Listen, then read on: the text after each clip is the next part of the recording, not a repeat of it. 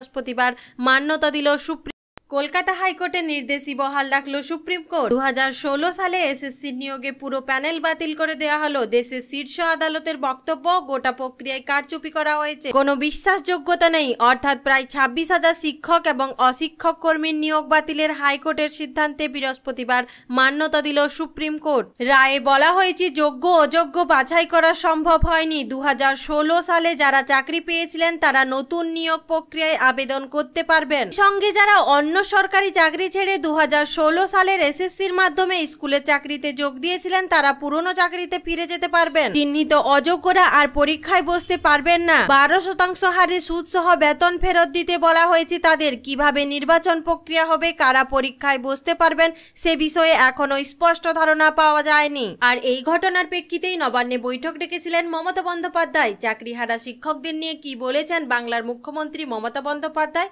এবং চাকরিহারা শিক্ষকদের প্রতিক্রিয়া কি ছিল তাই জানিয়ে দেব আজকের ভিডিওতে। এখানেই শুনতে পারবেন বাংলার মুখ্যমন্ত্রী মমতা বন্দ্যোপাধ্যায় কিভাবে ভলেন্টিয়ার নিয়োগের কথা বলেছেন। আর তা শোনার পরেই এক এক শিক্ষক বলেন বাংলার মুখ্যমন্ত্রী মমতা বন্দ্যোপাধ্যায় ললিপপ দিচ্ছেন চাকরির বদলে। এবার দেখে নেব চাকরিহারা শিক্ষক এবং মমতা বন্দ্যোপাধ্যায়ের কথোপকথন।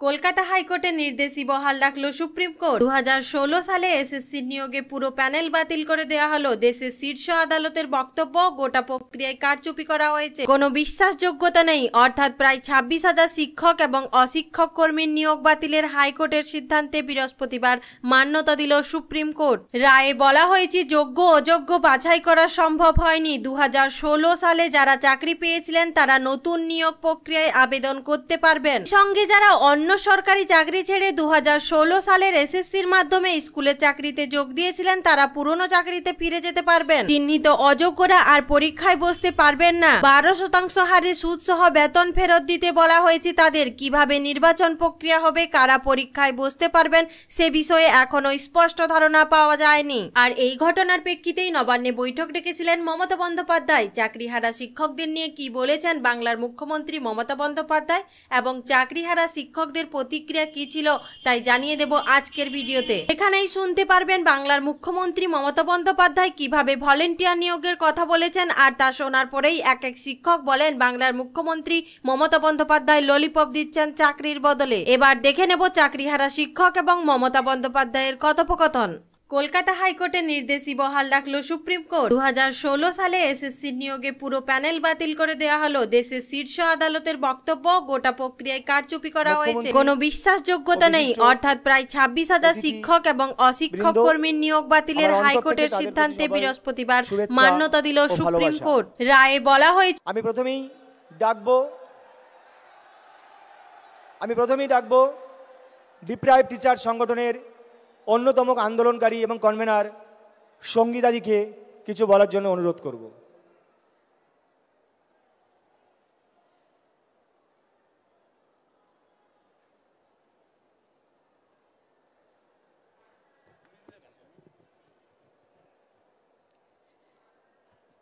প্রথমেই মাননীয় মুখ্যমন্ত্রীকে আমার প্রণাম জানাই। মঞ্চে উপবিষ্ট সমস্ত সুধীজনকে আমার প্রণাম জানাই এবং আমার সহকর্মী সহযোদ্ধারা যারা এখানে উপস্থিত হয়েছেন তাদের সবাইকে আহ্বান জানাই। আজকে আমরা এখানে উপস্থিত হয়েছি একটি কারণ আমাদের জীবন এবং জীবিকা আজকে সংশয়ের মুখে। আমি একজন 11-12 কম্পিউটার অ্যাপ্লিকেশনের টিচার ছিলাম, বর্তমানে নেই। কেন নেই? আমার দোষে নেই, কিন্তু এই জাজমেন্ট, কোন জাজমেন্ট? প্রথমে হাইকোর্টের ইমপিউজ জাজমেন্ট আর এখন সুপ্রিম কোর্টের সুপ্রিম জাজমেন্ট। কি জাজমেন্ট?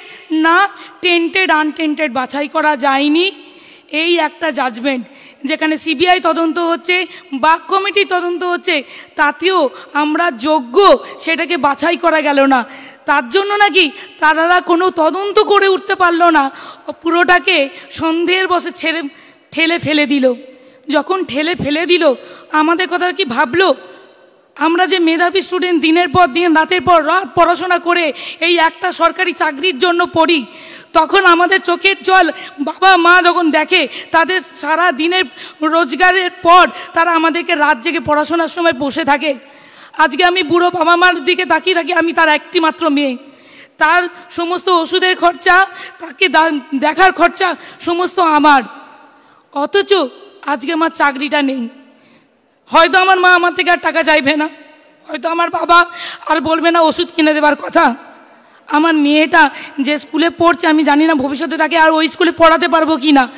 আমার মতো এখানে হাজার হাজার আমার সহযোদ্ধারা এখানে উপস্থিত হয়েছে, তারা সামনের মাসে কি খাবে সেটা জানে না। যাদের হয়তো একটা বাড়ি তৈরি হয়নি, আদৌ মাথার ছাদ হবে কিনা জানি না। কেন হলো এরকম? আমরা তো জাজমেন্টই চেয়েছিলাম, আমরা তো সুবিচার চেয়েছিলাম, আমরা সুবিচারের জন্য সুপ্রিম কোর্টে গিয়েছিলাম, যা যা তথ্য দেওয়া দিয়েছিলাম, তারপরেও আমাদের এই অবস্থা। আমাদের স্কুলগুলো কি অপরাধ করেছে?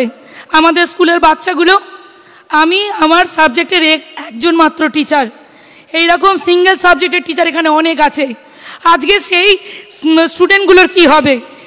শাস্তিটা কাকে দিল? কাকে দেওয়ার কথা? আর কতজন মানুষ পেল?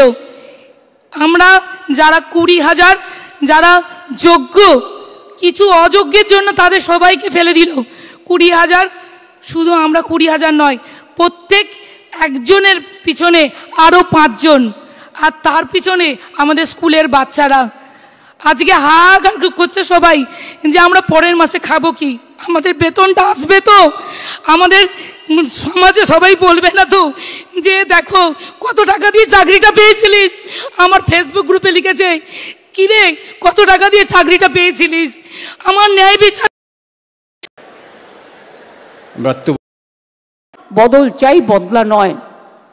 কিন্তু তার মানে এই নয় তুমি গিয়ে কেন অ্যাপ্লাই করলে। ফার্স্ট কোশ্চেন আমার, whether because Bhattacharya will be isolated or not politically. This is my first question. CPM has to answer why he is cancelling all this list. আজকে বাইরে আমার নামে বড় বড় কথা বলছো, আমি তো করিনি, আমি তো চাকরিগুলো দিয়েছিলাম, আমার সরকার দিয়েছিল। একটা দুটো কাজ করতে গেলে ভুল হতে পারে, সে ভুল সংশোধন করে নেওয়ার জন্য তুমি প্রশাসনকে সময় দাও, তা তো তোমরা দাওনি। Right to make blunders, Netaji Subhash Chandra Bose বলেছিলেন ভুল করাটাও একটা অধিকার, যদি কারো ভুল হয়ে থাকে সেই ভুলটাকে সংশোধন করার দায়িত্ব কার? কোর্ট যদি প্রশাসনকে দিত, কোর্ট নিশ্চয়ই কোর্টের কথা মেনে প্রশাসন যে কাজটা করতে পারত। তারপরে গেল ডিভিশন বেঞ্চে, সব বাতিল। আমার মনে আছে সঙ্গে সঙ্গে আমি এডুকেশন ডিপার্টমেন্টকে বললাম, সব ভালো ভালো লয়ার দিয়ে 2024-এ আমি দুর্গাপুরে মিছিল করছি ইলেকশনের সময়, তখন হঠাৎ খবর পেলাম যে, তখন কি খবর পেলাম শুনুন, যাদের ভালো লাগবে না তারা নিজেদের জায়গা মতো থাকতে পারেন, আমার কোনো অসুবিধে নেই, বাট যেটা দরকারি সেটা আমার বলতে হবে। আমার কথা আমি সারাক্ষণ গালাগালি খাবো, আর আমার কথা আমি কাউকে বলতে পারবো না ভাই বোনেরা আমার, তা কি হয়? আমরা তো সবাইকে ডেকেছি। যার ইচ্ছে থাকবেন, যার ইচ্ছে শুনবেন, যার ইচ্ছে গ্রহণ করবেন, যার ইচ্ছে বর্জন করবেন, গণতান্ত্রিক অধিকার সবার আছে। কিন্তু মনে রাখবেন, মানুষ যখন বিপদে পড়ে তাকে ধৈর্য ধরে শুনতে হয়। 2024 সালে আমি আসানসোলে দুর্গাপুরে মিছিল করছি, আমার কাছে খবর এলো সুপ্রিম কোর্টে আমরা যখন অ্যাপিল করেছিলাম যে হাইকোর্টের রায়টাকে স্টে করে দেওয়ার জন্য, এবং তদানীন্তন বিচারপতি মিস্টার রেসপেক্টেড চন্দ্রজিৎ, আমাদের চন্দ্রচূড়জি সেটাকে স্টে করে দেন। অর্থাৎ হাইকোর্ট থেকে যে ভবিষ্যৎটা অনিশ্চিত হয়েছিল সেই ভবিষ্যৎটা তিনি নিশ্চিন্ত করে দেন। তারপর আবার দেখলাম আরেকজন বিচারপতি এলেন, একজন প্রধান বিচারপতির একটা রায়কে আর একজন প্রধান বিচারপতি সম্পূর্ণভাবে যোগ্য অযোগ্য না দেখে বাতিল করে দিলেন। মনে রাখবেন, আমায় যদি কেউ চ্যালেঞ্জ করে আমি কিন্তু চ্যালেঞ্জটাকে মোকাবিলা করতে জানি।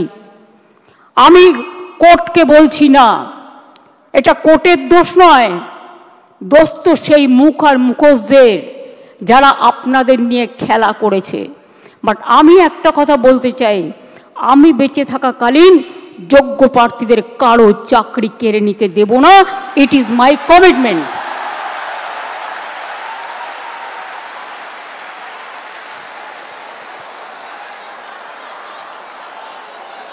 শিক্ষা ব্যবস্থাকে ভেঙে পড়ার জন্য, ভেঙে ফেলে দেওয়ার জন্য, শিক্ষা ব্যবস্থাকে ভেঙে ফেলার জন্য একটা চক্রান্ত চলছে, একটা পরিকল্পনা চলছে। 9, 10, 11, 12